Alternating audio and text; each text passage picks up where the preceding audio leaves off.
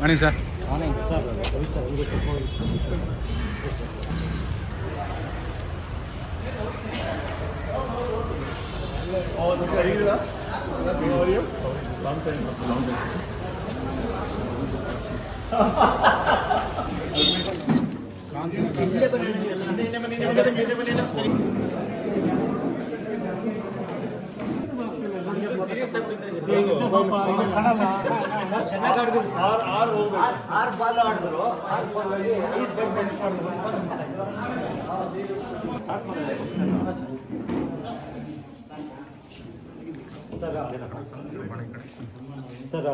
ತುಂಬ ಖುಷಿ ಕೊಡೋದು ಏನಂದರೆ ಆಮೇಲೆ ಸರಿಚು ಬಾಬಾ ಇವತ್ತು ನಮ್ಮ ಸೀನಿಯರು ಫೋಟೋ ಜರ್ನಲಿಸ್ಟ್ ಇದ್ದಾರೆಪ್ಪ.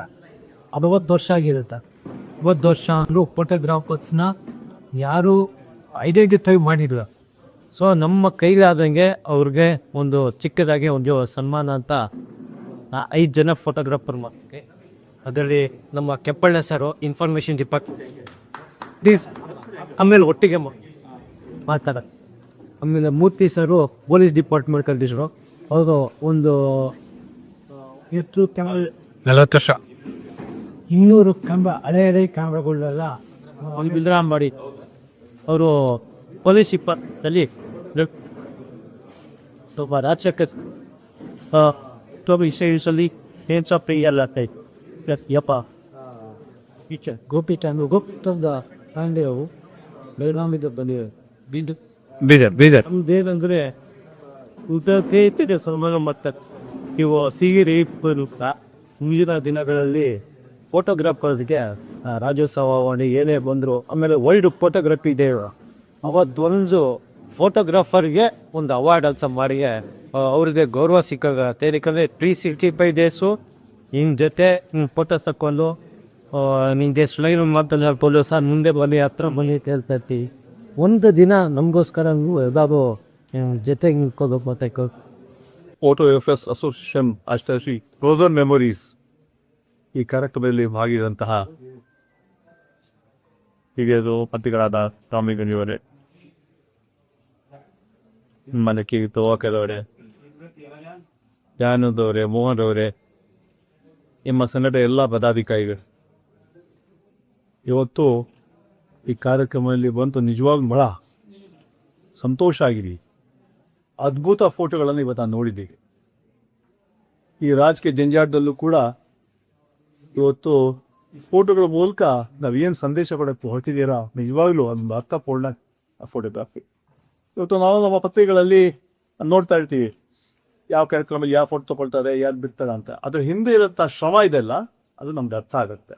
ಒಂದು 50 ಫೋಟೋ ತೆಗಿತೀರಾ, ಅದು ಅಂತಿಮವಾಗಿ ಪೇಪರ್ ಹೋಗುವಾಗ ಅದೆಲ್ಲ ಸೆಲೆಕ್ಟ್ ಮಾಡಿ 49 ರಿಜೆಕ್ಟ್ ಮಾಡಿ 50 ಫೋಟೋನ ತಾವು ಕೊಡ್ತೀವಿ. ಅದೊಂದು ದೊಡ್ಡ ಒಂದು ಸಾಧನೆ.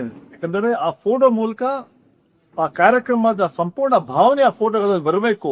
ಆ ದೊಡ್ಡ ಜವಾಬ್ದಾರಿ ಹೊಣೆಗಾರಿಕೆ ತಗೊಂಡಿದ್ದಾರೆ. ನಿಜವಾಗ್ಲೂ ನಮಗೆಲ್ಲ ಶುಭವನ್ನು ಕೋರ್ದ. ಇಂಥ ಹಲವಾರು ಫೋಟೋಗಳನ್ನ ನೋಡಿದೆ. ಎಲ್ಲ ರಾಜಕೀಯ ಪಕ್ಷ ಮುಖಂಡಗಳ ಬಗ್ಗೆ, ಆಮೇಲೆ ಬೇರೆ ವಿಧಾನಸೌಧ ಬಗ್ಗೆ, ಮತ್ತು ಪ್ರತಿಭೆ ಬಗ್ಗೆ, ಇನ್ನು ಹಲವಾರು ಫೋಟೋಗಳನ್ನು ಒಂದು ಅರ್ಥಪೂರ್ಣ ರೀತಿಯಲ್ಲಿ ಇವತ್ತು ತಾವು ಈ ಫೋಟೋಗ್ರಫಿ ಎಕ್ಸಿಬಿಷನ್ ಮಾಡಿದ್ದೀರಾ. ತಮಗೆಲ್ಲ ಮೋಹನ್ ಮತ್ತು ಎಲ್ಲ ಪದಾಧಿಕಾರಿಗಳಿಗೆ ನಾನು ಅಭಿನಂದನೆ ಸಲ್ಲಿಸ್ತೇನೆ. ನಿಮ್ಮ ಜೊತೆ ನಾವಿದ್ದೀವಿ, ನಿಮ್ಮ ಕಷ್ಟಗಳಿಗೆ ನಾವು ಸ್ಪಂದಿಸ್ತೀವಿ. ನಾವು ಇವತ್ತು ತಾವು ರಾಜ್ಯೋತ್ಸವ ಅವಾರ್ಡ್ ಕೊಡಬೇಕಂತ ಒಂದು ಚಿಂತನೆ ಮಾಡ್ತಾ ಇದ್ದಾರೆ. ಅದು ಸರ್ಕಾರದ ಗಮನಕ್ಕೆ ಈಗಾಗಲೇ ಮಂತ್ರಿಗಳು ಕೂಡ ಇಲ್ಲೇ ಇದ್ದಾರೆ, ಅವರು ಕೂಡ ಹೇಳ್ತಾರೆ. ನಾವು ಕೂಡ ನಿಮ್ಮ ಪರವಾಗಿದ್ದೀವಿ ಇವತ್ತು ನಿಜವಾಗ್ಲೂ. ಯಾಕಂತ ಹೇಳಿದ್ರೆ ಇಡೀ ದಿವಸ ನೀವು ಯಾವ ಹಂತದಲ್ಲಿ ಅಂತ ಹೇಳಿದ್ರೆ ಫೋಟೋಗ್ರಫಿ ಮೂಲಕ ಒಂದು ಸಂದೇಶ ಹೋಗ್ಬೇಕಂತ ನೀವು ಪ್ರಯತ್ನ ಮಾಡ್ತೀರಾ, ಪ್ರಾಮಾಣಿಕ ಪ್ರಯತ್ನ ಮಾಡ್ತೀರಾ. ಪತ್ರಿಕೆಗಳನ್ನ ರಾಜಕೀಯ ನಾಯಕರನ್ನು ತೋರಿಸ್ತೀರಾ, ಬೇರೆ ಬೇರೆ ರೀತಿಯಲ್ಲಿ ಕೂಡ ಕಾರ್ಯಕ್ರಮ ತೋರಿಸ್ತೀರಾ ಫೋಟೋಗಳನ್ನ. ನಿಮಗೆ ನಾನು ಶುಭವನ್ನು ಕೊಡ್ತೀನಿ. ಇದೇ ರೀತಿ ನೀವೇನು ರಾಜ್ಯೋತ್ಸವಕ್ಕೆ ಬೇರೆ ಬೇರೆ ಬೇಡಿಕೆ ಏನಿದ್ರೆ ತಾವು ದಯವಿಟ್ಟು ಸರ್ಕಾರ ಗಮನಕ್ಕೆ ತಂದು ನಮ್ಮ ಗಮನಕ್ಕೂ ತನ್ನಿ. ನಾವು ಮತ್ತು ರಾಮನಗಡಿಯವರು, ಪ್ರಭಾಕರ್ ಅವರು, ನಾವೆಲ್ಲ ಸೇರಿ ನಿಮ್ಮ ಏನು ಭಾವನೆಗಳಿದೆ ಅದನ್ನು ಅರ್ಥ ಮಾಡ್ಕೊಂಡು ತಮ್ಮ ಪರವಾಗಿ ನಾವಿರ್ತೀವಿ. ಇದೊಂದು ಅದ್ಭುತವಾದ ಒಂದು ಫೋಟೋಗಳು ಥರದ ಮಾತು ಹೇಳಿ ನಾನು 2 ಮಾತು ನಂಬಿಸ್ತಾ ಇದ್ದ. ಅದನ್ನೆಲ್ಲ ಇನ್ಮೇಲೆ ಟೂರಿಸ್ಟ್ಗಳಲ್ಲಿ ಅವಾಯ್ಡ್ ಮಾಡ್ತೀವಿ.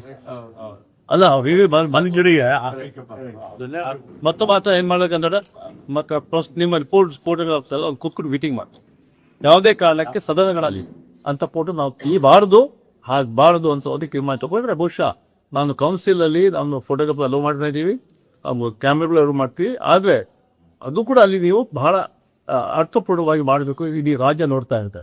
ಒಬ್ಬ ಮಂತ್ರಿ ಇಡೀ ಜೀವನ ನೋಡಿ ಕೆಲಸ ಮಾಡಿ ಬರ್ತೀರಾ, ನಿಮ್ಮ ಫೋಟೋ ಒಂದೇ ಅದನ್ನ ಕೆಟ್ಟ ದಾರಿ ತೋರಿಸಂತಹ ಆಗಬಾರ್ದು. ಯಾವತ್ತೂ ಕೂಡ ಪ್ರೋಗ್ರೆಸಿವ್ ಇರಬೇಕು, ಅವರ ಚಿಂತನೆಗಳ ಬಗ್ಗೆ ನೀವು ಫೋಟೋಗಳು ಹೇಳಬೇಕು. ಆದರೆ ಮನುಷ್ಯನ ಸ್ವಾಭಾವಿಕ ಈಗ ಹೇಳೋದು ನಮಗೆ ನೀವು ಹೀಗೆ ಸ್ವಲ್ಪ ಒಂದು ರಿಕ್ಷೆ ಕಣ್ಣು ಮುಚ್ಚಿ ಅದನ್ನ ಹೊಡಿತೀರಾ, ನೀವು ಅದನ್ನು ಹಾಕ್ತೀರಾ, ಆ ಕೆಲಸ ಮಾಡಬಾರ್ದು. ನೀವು ನಿಮ್ಗೆ ಸಂಪೂರ್ಣ ಸ್ವಾತಂತ್ರ್ಯ ಇದೆ. ಆದರೂ ಕೂಡ ಮತ್ತು ಪತ್ರಿಕಾ ಧರ್ಮ ಇತ್ತಲ್ಲ, ಅದನ್ನು ಪಾಲನೆ ತಾವು ಮಾಡಬೇಕು. ಎಲ್ಲೂ ಕೂಡ ವಿಶೇಷವಾಗಿ ಸದನಗಳಲ್ಲಿ ತಾವು ಬರುವಾಗ ಕೂಡ ಆ ಫೋಟೋಗಳು ಅದರಲ್ಲಿ ಸಂದೇಶ ಹೋಗಬೇಕು, ಜನರಿಗೆ ಒಂದು ಮಾಹಿತಿ ಕೊಡಬೇಕು. ಹೋರಾಟದ ಬಗ್ಗೆ ಹಾಕಿ, ಪ್ರೊಟೆಸ್ಟ್ ಮಾಡ್ತೀರಾ ಹಾಕಿ, ಇಲ್ಲ. ಆದರೆ ಒಬ್ಬ ಮನುಷ್ಯನ ವ್ಯಕ್ತಿತ್ವ ಅದರಲ್ಲಿ ಸ್ವಲ್ಪ ಸಮಸ್ಯೆ ನನ್ನ ತವ. ನೀವು ಮಕ್ಕಳು ಸೀನಿಯರ್ ಹೇಳಿದ್ದು ಒಂದು ಇಸ್ಕೊಂಬ ಮಾಡ್ತೀವಿ ಅವಕಾಶ ಒಂದರೆ ಕೂಡ ವಿಶ್ವ ಫೋಟೋಗ್ರಫಿ ದಿನಾಚರಣೆ ಶುಭಾಶಯಗಳು. ಈ ಕಾರ್ಯಕ್ರಮದಲ್ಲಿ ವಿಧಾನ ಪರಿಷತ್ನ ಗೌರವಾನ್ವಿತ ಸಭಾಪತಿಗಳಂತ ಶ್ರೀಯುತ ಸಲೀಂ ಸರ್ ಇದ್ದಾರೆ. ಮಾನ್ಯ ರಮೇಶ್ ಸಕ್ಕಿರುವಂಥ ಶ್ರೀಯುತ ರಾಮಿರೆಡ್ಡಿ ಸರ್, PS ಮ್ಯಾಥ್ಸ್ನ ದಯಾನಂದ್ ಅವರು ಮತ್ತು ಕಾಂಗ್ರೆಸ್ ಮುಖಂಡರಾದ ನಾಗರಾಜ್ ಅವರು ಸಹ, ಛಾಯಾಗ್ರಾಹಕರ ಸಂಘದ ಪೆಕ್ಕೆ ಮತ್ತು ಗಿರೆ ಮೋಹನ್ ಹೋಗಿದ್ದಾರೆ. ನಿಜವಾಗ್ಲೂ ಕೂಡ ಇವತ್ತು ಎಕ್ಸಿಬಿಷನ್ ನೋಡಿ ಭಾಳ ಸಂತೋಷ ಆಯಿತು. ಯಾಕೆ ಅಂತಂದರೆ ಒಂದು ಪತ್ರಿಕೆಗೆ ವರದಿಗಾರ ಎಷ್ಟು ಮುಖ್ಯನೋ ಫೋಟೋಗ್ರಾಫರ್ಸು ಅಷ್ಟೇ ಮುಖ್ಯ. ಇಬ್ಬರು ಕಣ್ಣುಗಳಿರ್ತಕ್ಕೆ. ಒಂದು 100 ಪದ ಒಂದು ಸುದ್ದಿ ಹೇಳಿದ್ರೆ ಒಂದು ಫೋಟೋ 1000 ಪದಗಳಿಗೆ ಸಮ ಅಂತ ಹೇಳ್ತಾನೆ. ಯಾಕೆಂತಂದರೆ ಫೋಟೋಗ್ರಾಫರ್ಸು ಮೈಯೆಲ್ಲ ಕಣ್ಣಾಗಿ ಫೋಟೋನ ತೆಗಿಬೇಕು. ಯಾಕಂದರೆ ಈಗ ನೋಡೋದು ರಾಮಲಿಂಗ ರೆಡ್ಡಿ ಸರ್ ಅವ್ರದ್ದು ಒಂದು ಫೋಟೋ ನೋಡಿದ್ವಿ ಅಂದರೆ ಅದು ಎಕ್ಸ್ಪ್ರೆಷನ್ದಲ್ಲಿ ಅವ್ರ ಹಿಂದೆ ಎಕ್ಸ್ಪ್ರೆಷನ್ ಇರುತ್ತೆ, ಅದಕ್ಕೋಸ್ಕರ ವೆಯ್ಟ್ ಮಾಡಿ ತೆಗಿತಾರೆ. ನಿಜಕ್ಕೂ ಕೂಡ ಇವತ್ತು ನಮ್ಮ ಛಾಯಾಗ್ರಾಹಕರ ಸಂಘರು ಒಂದು ಒಳ್ಳೆ ಕೆಲಸವನ್ನು ಮಾಡ್ತಾಯಿದ್ದಾರೆ. ಪ್ರತಿ ವರ್ಷ ಈ ಥರ ಎಕ್ಸಿಬಿಷನ್ ಮಾಡ್ತಾಯಿದ್ದಾರೆ. ಇಡೀ ದೇಶದಲ್ಲೇ ಅತ್ಯುತ್ತಮ ಫೋಟೋಗ್ರಾಫರ್ಸ್ ಯಾರಾದರೂ ಅದು ನಮ್ಮ ರಾಜ್ಯದಲ್ಲಿ, ಅದರಲ್ಲೂ ಬೆಂಗಳೂರಿನಲ್ಲಿ ಅಂತ ಹೇಳ್ಕೊಳ್ಳೋಕ್ಕೆ ನನಗೆ ಭಾಳ ಹೆಮ್ಮೆ ಆಗುತ್ತೆ. ಈಗ ನಮ್ಮ ಮೋಹನ್ ಹಲವಾರು ಬೇಡಿಕೆಗಳನ್ನ ಇಟ್ಟಿದ್ದಾರೆ. ರಾಜ್ಯೋತ್ಸವ ಪ್ರಶಸ್ತಿಯನ್ನು ಫೋಟೋಗ್ರಾಫರ್ಸ್ ಕೊಡುಗೆ ಕೊಡ್ತಾ ರಮೇಶ್ ಸರ್ ಲಾಸ್ಟ್ ಇಯರು ಒಬ್ಬ ಫೋಟೋಗ್ರಾಫರ್ಗೆ ನಾವು ಕೊಟ್ಟಿದ್ದೀವಿ ಸರ್. ಒಬ್ಬ ಮೈಸೂರಿನ ಶಾಂತಕುಮಾರ್ ಅಂತ ಫಸ್ಟ್ ಟೈಮ್ ಇತಿಹಾಸದಲ್ಲಿ ಮೊದಲನೇ ಬಾರಿಗೆ ಒಬ್ಬ ಛಾಯಾಗ್ರಾಹಕರನ್ನ ಮತ್ತು ಮನೆಗೆ ಒಬ್ಬ ಪೇಪರ್ ಹಾಕೋರನ್ನ ಗುರ್ತಿಸಿ ಒಂದು ಅವಾರ್ಡನ್ನು ಕೊಡ್ತಾರೆ. ಆ ಪದ್ಧತಿಯನ್ನು ಈ ವರ್ಷ ಕೂಡ ಮುಂದುವರಿಸಬೇಕು. ಅದಕ್ಕೆ ನಮ್ಮ ಸಭಾಪತಿಗಳು ಮತ್ತು ಸಚಿವರು ಸಹಕಾರ ಮಾಡ್ತಾರೆ. ನನಗೂ ವಿಶ್ವಾಸ ಇದೆ, ನಾನು ಕೂಡ ಪ್ರಯತ್ನ ಮಾಡ್ತೇನೆ. ಸೊ ಏನು ಅವಾರ್ಡ್ಗೆ ಕೊಡ್ತಾರೆ ಮಾಧ್ಯಮ ಅಕಾಡೆಮಿನಲ್ಲಿ ಮತ್ತು ವಾರ್ತಾ ಇಲಾಖೆಯಲ್ಲಿ ಪರಿಸರ ಪ್ರಶಸ್ತಿ ಅಂತೆಲ್ಲ ಸುಮಾರು ಅವಾರ್ಡ್ಗಳು ಬರ್ತದೆ. ಅದು ಬರೀ ರಿಪೋರ್ಟರ್ಸ್ಗಷ್ಟೇ ಹೋಗ್ತಾ ಇದೆ. ಈ ಫೋಟೋಗ್ರಾಫರ್ಸನ್ನು ಕೂಡ ಅದಕ್ಕೆ ಕನ್ಸಿಡರ್ ಮಾಡಬೇಕು. ಯಾಕೆ ಅಂತಂದರೆ ವರದಿಗಾರರು ಕೊನೆ ಎಷ್ಟಿದೆಯೋ ಫೋಟೋಗ್ರಾಫರ್ ಶ್ರಮ ಅಷ್ಟೇ ಇದೆ ಅಂತ ನನ್ನ ಅನಿಸಿಕೆ. ಯಾಕೆ ಅಂತಂದರೆ ಫೋಟೋಗಳಿಲ್ಲದೆ ಯಾವ ಪತ್ರಿಕೆಯನ್ನು ಊಹೆ ಮಾಡ್ಕೊಳ್ಳೋಕೆ ಕೂಡ ನಾವು ಸಾಧ್ಯ ಇಲ್ಲ. ಫೋಟೋಗಳಿದ್ರೇ ಅದು ಪತ್ರಿಕೆಗೆ ಅಂದ ಚಂದ ಮತ್ತು ಸಿಂಗಾರ ಎಲ್ಲವೂ ಕೂಡ. ಹೀಗಾಗಿ ಯಾವುದೇ ಪ್ರಶಸ್ತಿ ಬಂದು ಕೂಡ ಅದು ಮಾಧ್ಯಮ ಅಕಾಡೆಮಿ ಪ್ರಶಸ್ತಿ ಇರ್ಬೋದು, ವಾರ್ತಾ ಇಲಾಖೆ ಪ್ರಶಸ್ತಿ ಇರ್ಬೋದು, ಅದರಲ್ಲಿ ಪತ್ರಕರ್ತರನ್ನ ವರದಿಗಾರರನ್ನ ಯಾವ ರೀತಿ ಪರಿಗಣಿಸ್ತಾರೆ ಅದೇ ರೀತಿ ಫೋಟೋಗ್ರಾಫರ್ಸ್ನು ಕೂಡ ಪರಿಗಣಿಸಬೇಕು ಅನ್ನೋದು ನನ್ನ ಬೇಡಿಕೆ ಕೂಡ ಆಗಿದೆ. ನಾವೆಲ್ಲರೂ ಸೇರಿ ಆ ವಿಚಾರದಲ್ಲಿ ಪ್ರಯತ್ನವನ್ನು ಮಾಡ್ತೇವೆ ಅಂತ ಹೇಳ್ತಾ ಮತ್ತೊಮ್ಮೆ ಎಲ್ಲರಿಗೂ ಶುಭಾಶಯ ಕೋರ್ತಾ ಇವತ್ತು ಯಾರ್ಯಾರು ಸನ್ಮಾನವನ್ನು ಸ್ವೀಕಾರ ಮಾಡ್ತಾ ಇದ್ದೀರಾ ಹಿರಿಯ ಛಾಯಾಗ್ರಾಹಕರು ಅವರೆಲ್ಲರನ್ನೂ ಸಂದರ್ಭದಲ್ಲಿ ಅಭಿನಂದಿಸಿ ನಾನು ಮಾತನಾಡಿಸ್ತೇನೆ. ನಮಸ್ಕಾರ. ಹೌದು ಸರ್. ಎಲ್ಲ ಒಂದು ನಾನು ಮಾತಾಡೋಕ್ಕೆ ಮುಂಚೆ ನೀವು ಮಾತಾಡಬೇಕಾಗಿತ್ತು, ಆಮೇಲೆ ನೀವು ಮಾತಾಡಿ. ಆಲ್ ಇಂಡಿಯಾ ಇದು ಭಾಳ ಚೆನ್ನಾಗಿತ್ತು. ಅವ್ರು ನಾನು ಪ್ರಭಾಕರ್ ಮತ್ತು ಇನ್ನೊಬ್ರು ಯಾರಪ್ಪ ಬಂದಿದ್ದೆ ಕ್ಯಾಮ್ರಾ ಸಿಕ್ಕಿದ್ರು. ಎಷ್ಟು ಕ್ಯಾಮ್ರಾಸ್ ಇತ್ತು ಅವತ್ತು? 150 ಕ್ಯಾಮ್ರಾಸು. ಅದಾದಮೇಲೆ ಇದಿತ್ತು ಫಿಲಿಮ್ ಇರುತ್ತಲ್ಲ, ಹಾಂ ಸರ್, ಫಿಲ್ಮ್ ಕ್ಯಾಮ್ರಾಸ್ ಎಲ್ಲ ಫಿಲಿಮ್ಸ್ ಇತ್ತು. ಒಳ್ಳೊಳ್ಳೆ ಫೋಟೋಗ್ರಾಫರ್ಸು ದೇಶದ ಎಲ್ಲ ಭಾಗದಿಂದನೂ ಕೂಡ ಬಂದಿದ್ರು. ಯಾರೋ ಕೇರಳದವ್ರಿಗೆ ಫಸ್ಟ್ ಪ್ರೈಸ್ ಬಂತು.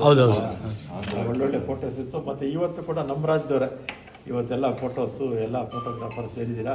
5 ಜನ ಸೀನಿಯರ್ಸ್ಗೆ ಸನ್ಮಾನ ಇಟ್ಕೊಂಡಿದ್ದೀರಾ. ಮತ್ತು ಒಳ್ಳೆ ಚೆನ್ನಾಗಿದೆ. ಟೈಮ್ ಇರಲಿಲ್ಲ, ನಾನು ಸರಿಯಾಗಿ ನೋಡೋಕ್ಕಾಗಲಿಲ್ಲ. ಸಲೀಂ ಅವರು ಮತ್ತು ಪ್ರಭಾಕರ್ ಅವರು ಎಲ್ಲ ಕೂಡ ನೋಡಿದ್ದಾರೆ. ಮತ್ತು ಪತ್ರಿಕೋದ್ಯಮ ಅಂದರೆ ಬರೀ ಬರವಣಿಗೆನೇ ಅಲ್ಲ, ಇದು ಸೇರಿಸ್ರೇ ಪತ್ರಿಕೋದ್ಯಮ ಅಲ್ವಾ? ಫೋಟೋ ಇಲ್ಲಾಂದರೆ ಪತ್ರಿಕೋದ್ಯಮನೇ ಇಲ್ಲ.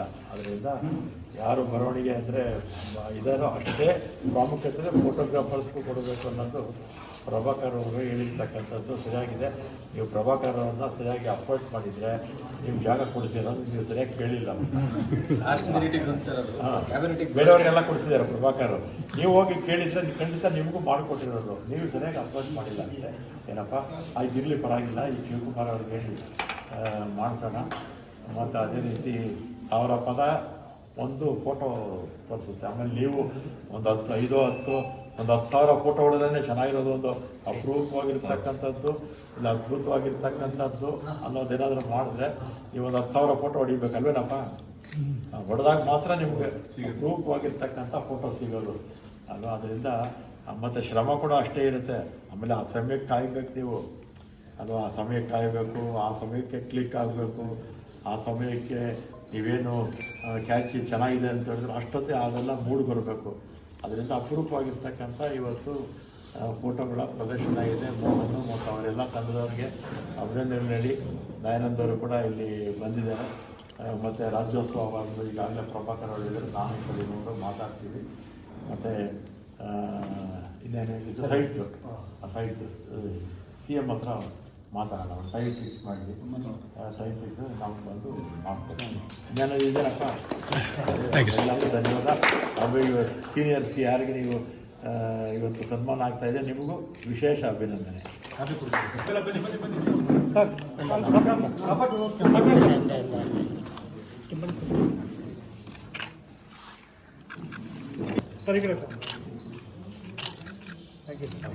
ಎಲ್ಲರಿಗೂ ನಮಸ್ಕಾರ.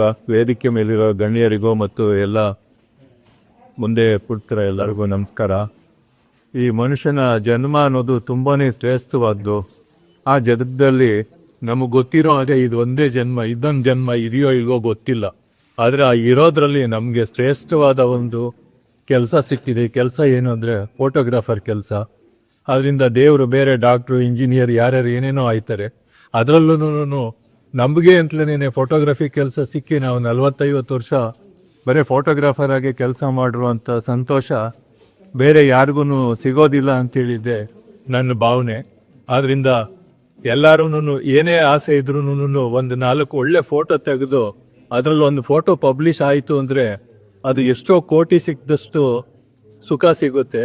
ಅದೇ ಥರನೇ ಒಬ್ಬ ಒಳ್ಳೆ ಫೋಟೋಗ್ರಾಫರು ಒಂದು ಒಳ್ಳೆ ಫೋಟೋ ತೆಗೆದು ಅದನ್ನೇನಾದರೂ ಅವ್ರ ಎಡಿಟರ್ ಅದನ್ನು ಪಬ್ಲಿಷ್ ಮಾಡಲಿಲ್ಲ ಅಂದರೆ ಎಷ್ಟೋ ಜನ ರಿಸೈನ್ ಮಾಡಿ ಹೋಗಿರೋ ಅಂಥ ಎಕ್ಸಾಂಪಲ್ಸ್ ಇದೆ.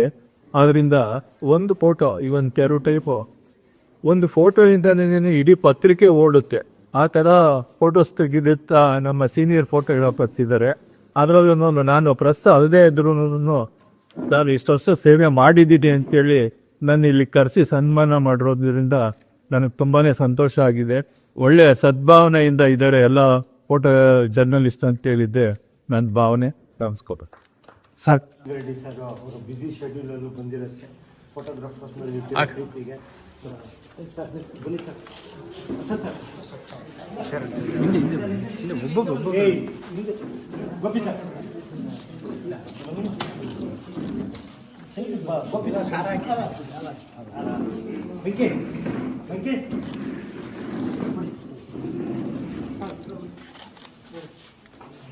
ಸಲೀಂ ಮೊಹಮ್ಮದ್ ಸರ್ಗೆ ತುಂಬ ಥ್ಯಾಂಕ್ಸು. ನಿನ್ನೆ ನಾವು ಕೌನ್ಸಿಲ್ ಹತ್ರ ಸಿಕ್ಕಿದ ತಕ್ಷಣ ಹೇಳಿದ ತಕ್ಷಣ ಗ್ಯಾರಂಟಿ ಬರ್ತೀನಪ್ಪ, ನೀವು ತಲೆ ಕೆಡಿಸ್ಕೊಬಿಡಿ ಅಂತ. ತುಂಬ ಧನ್ಯವಾದಗಳು ಸರ್. ಶಾರ್ಟ್ ಟೈಮಲ್ಲಿ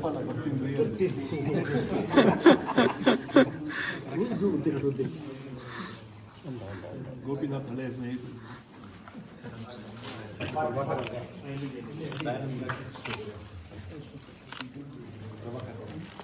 ಸರ್ ಗೋಪಿ ಸರ್ ಸ್ವಲ್ಪ ಬಂದೆ ಫೋನ್ ಮಾಡಿ ಅಣ್ಣ Dayanand sir thank you. Dayanand ಸರ್ಗೆ ತುಂಬ ಧನ್ಯವಾದಗಳು. ಯಾವಾಗಲೂ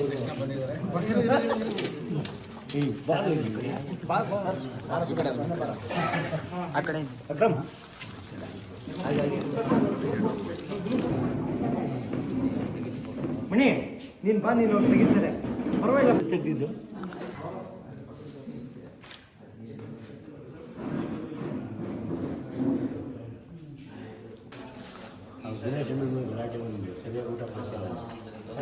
ಊಟ ಅರೇಂಜ್ ಮಾಡಿಸಿಲ್ಲ, ಊಟದ್ದೆಲ್ಲ ಮಲ್ಕೊಳ್ಳೋದು ಜಾಗ ಕೊಟ್ಟಿಲ್ಲ.